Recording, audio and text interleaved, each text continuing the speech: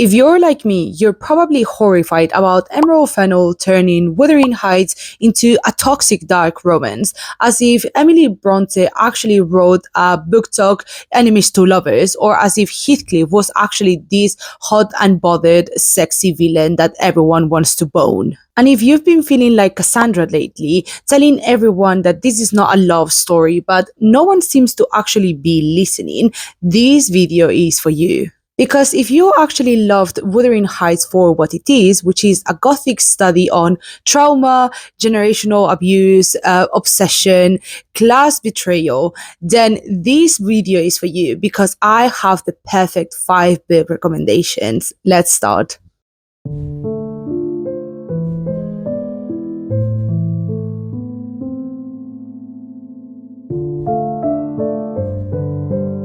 Hello, my gorgeous viewers and readers. Welcome back, or welcome if you're new. I hope your weekend was filled with hot Valentine dates, beautiful flower bouquets, and books that make you question whether love is truly gentle or not. Today, I want to recommend books for those who are purists of Wuthering Heights, not the Emerald Fennell version, not the dark romance version that we are seeing on TikTok, the real one, the version that smells like wet soil, generational trauma, and repression. If what you truly loved about Wuthering Heights was class revenge, morally grey characters, characters that are obsessed with this one thing that they cannot reach, and also the desire, the burning desire that haunts them forever, these recommendations are for you. You will not regret reading these books. Starting with something controversial and something that not many people seem to find the Gothic aspect of it is The Great Gatsby, because many people think this is only an American dream type of novel, but it is not. This is a story about a great obsession, just like Wuthering Heights. The novel follows Nick Carraway, who moves to Long Island and quickly becomes entangled in his neighbor's life, which is Jay Gatsby. He is a man of great success and great monetary affluence, but there is one thing that he cannot seem to grasp, which is his one true love called Daisy. Even though Daisy loved him during her youth, she actually chose security and social status over him, over her love for him. And after many years of being separated, Jay Gatsby comes back to town and actually tries to win over Daisy once again, even though she is now married, because now Jay Gatsby has reinvented himself. He has a new name, he has a new social status, he has a new house, he has a new everything, but he is still the same person. He's still the same Jay Gatsby that is obsessed with her.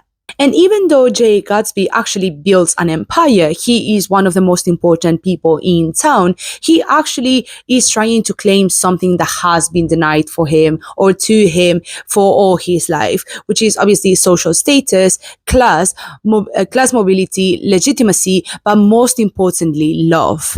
And to me, even though The Great Gatsby is not really a Gothic novel, to me, this book feels like Wuthering Heights because Gatsby is actually Heathcliff in a linen suit, right? He is a man who has been denied social status, who was poor, who was unimportant, who was abused, but most importantly, who loved someone who didn't love him back, right? He is someone who loves someone like Kathy, right? Because at the end of the day, Kathy still chooses class, still chooses her social status over her lover, over Heathcliff. That's why this book reminds me a lot of Wuthering Heights, even though they cannot be more different. Because just like Kathy's decision to marry Edgar, Daisy's decision to not marry Jay Gatsby actually creates Gatsby, creates this really affluent man or this millionaire man who everyone wants to be with or who everyone wants to have to be connected to, right? And this is why I think The Great Gatsby is also not a romance, it's a story about how obsession not only creates people or creates these villains and these monsters, but also at the same time it keeps you like it makes you stay in the past. It makes you obsessed with something that doesn't exist anymore, just like Heathcliff. So if you love the social resentment and yearning of Wuthering Heights, The Great Gatsby is actually your Art Deco American counterpart. Now we move to the generational trauma part of Wuthering Heights, which is definitely my favorite part of Wuthering Heights of the book. And the recommendation that I have for you guys is obviously Frankenstein. This is quintessentially Wuthering Heights, or Wuthering Heights is also quintessentially Frankenstein in just a different font. The book follows Victor Frankenstein, who is a young scientist who is obsessed with overcoming death. And after multiple years of studying and multiple trial and errors, he finally manages to create a living creature, even though he decides to abandon the experience or the experiment immediately because he is horrified about this creature that he has created. On the other side, the creature, now alive, experiences the world for the first time. And what he actually experiences, it is actually rejection. He experiences the world in the worst way possible, right? He is not accepted by society. He's actually shown apart because he is not a human being. He is a creature. And also because he cannot successfully communicate because no one has actually taught him. So the fact that he experienced rejection just slowly transforms this innocent creature into a living villain. And to me, that sounds weirdly familiar, isn't it? To me, both Frankenstein and Wuthering Heights are so closely related together because at the end of the day, both main characters are actually experiencing the same world, right? Both the creature and Heathcliff are experiencing social rejection, abuse, but also most importantly, abandonment. They are abandoned by those who they consider their family, right? So for example, the creature is rejected and abandoned by Victor Frankenstein, which is his father. And then Heathcliff is also abandoned by the rest of the Earnshaw family. So they are these two creatures or these two individuals who were innocent, who had no fault in the matter.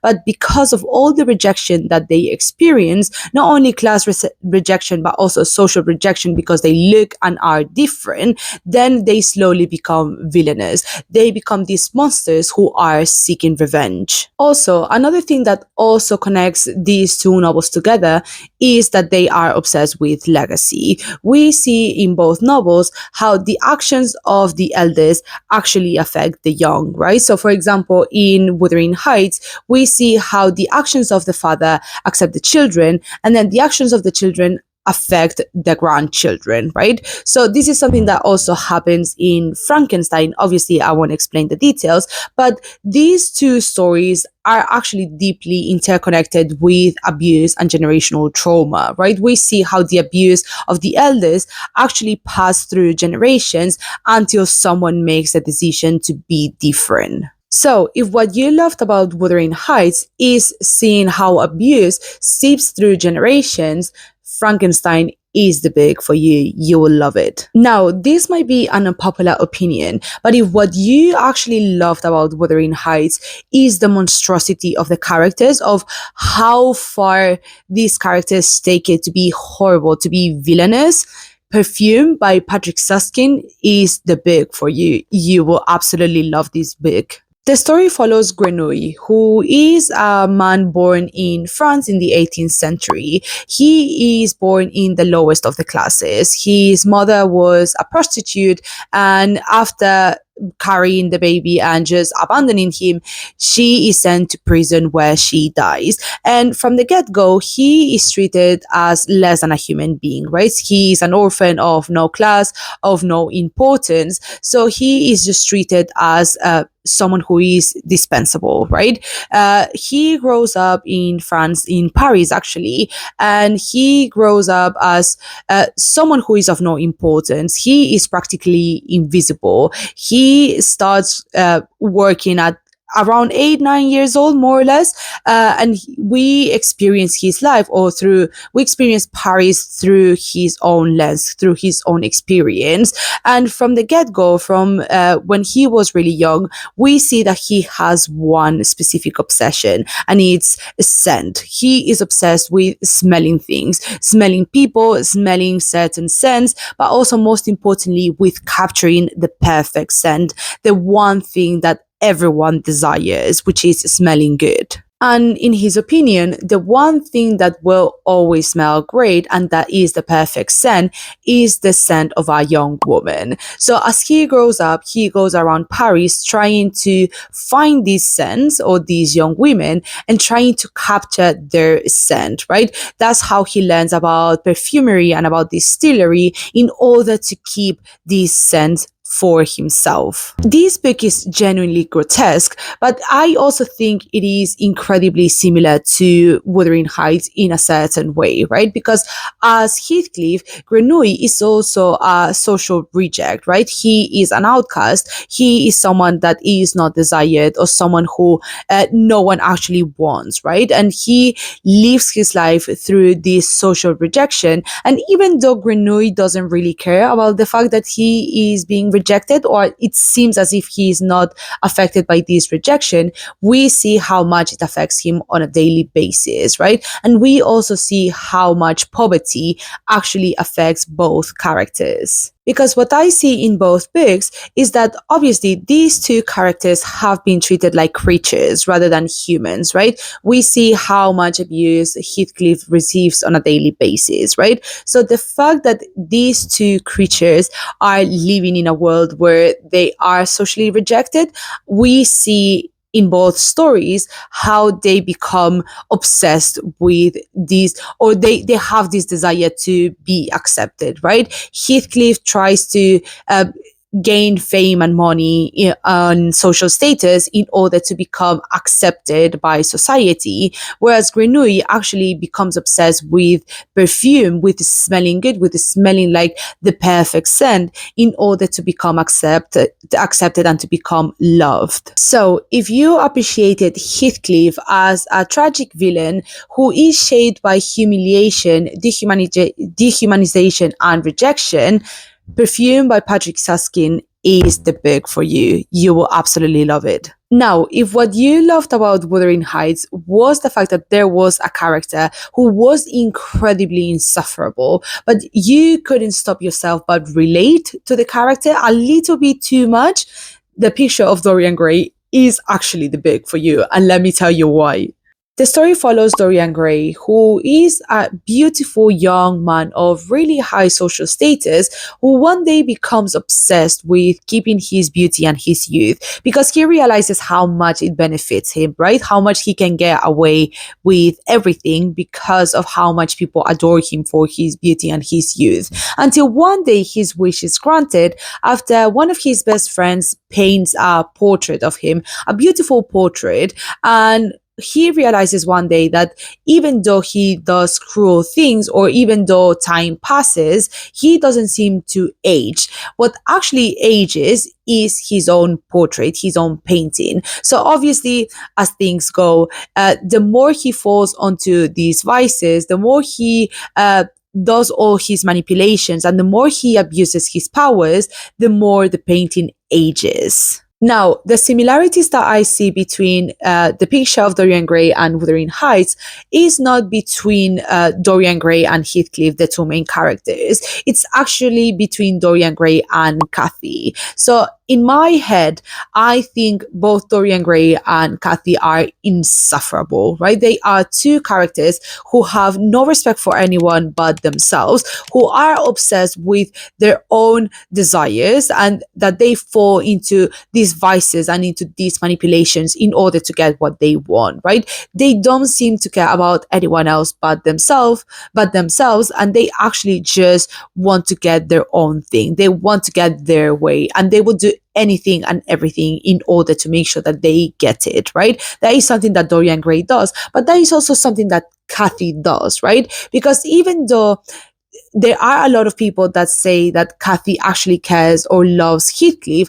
Personally, I don't think she does. I think what she loves is the attention, and also she loves to have someone who actually understands her and accepts her for who she is, which is a villain. She is also someone who is mean, who is despicable, and who actually also abused of Heathcliff, right? And that's not something that many people talk about. And even though I understand that Kathy is a villain, there is a nuance here, and it's the fact that Kathy is also a victim. She is also someone who was abused, right? And the one connection that I also see between Dorian and Kathy is the fact that not only they are narcissists, but they are lonely narcissists. They are people who have always been alone, who have in some sort of way been abused by their families, right? And who are obsessed with feeling better than everyone else because they are lonely narcissists, or what we call in psychology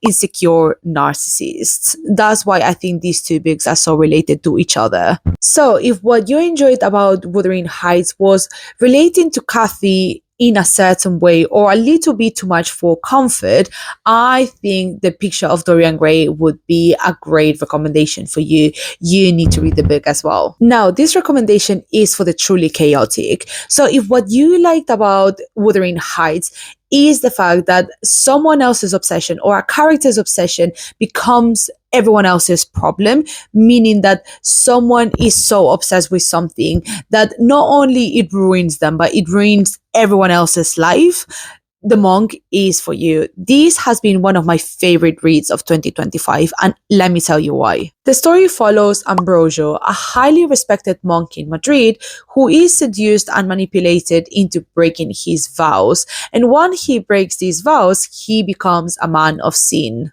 After doing so, all he thinks about is about said sin. He has all these pent up desire inside him because he has never broken his vows. He has never committed a sin. And now that he realizes how much he has missed and how much desire he has inside himself. So all he thinks about is how can he get away with all this desire? What can he do in order to feel all these hedonism that he has experienced? So obviously his descent from respect quickly falls in, right? He commits everything under the sun and he does everything possible in order to feel this burning desire once again, right? So he commits murder, for example, he manipulates, he even does black magic in order to make sure that he gets his way, in order to make sure that he finally gets what he has been desiring all along.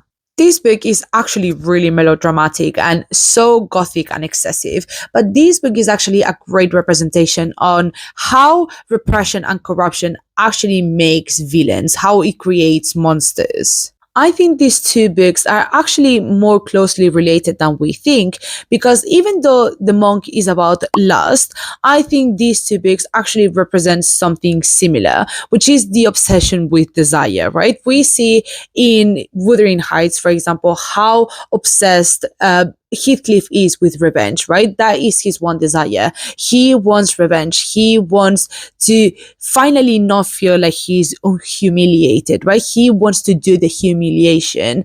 And that is the desire, the burnt up desire that he has inside that actually destroys everything around him, right? Even the person that he loves or he supposedly loves, which is Kathy.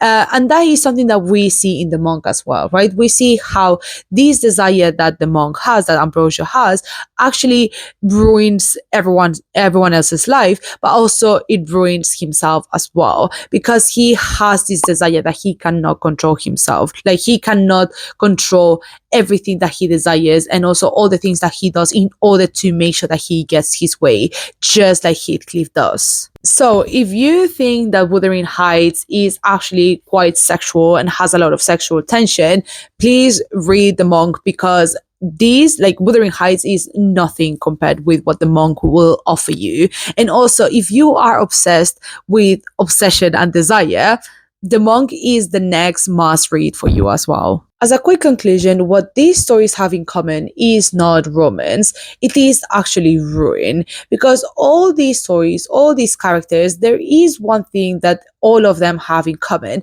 and is the fact that they have a desire. They have one thing, they are obsessed with one thing that they cannot reach, right? So, for example, for Heathcliff, his obsession is revenge, or for Dorian Gray, his obsession is beauty and youth, right?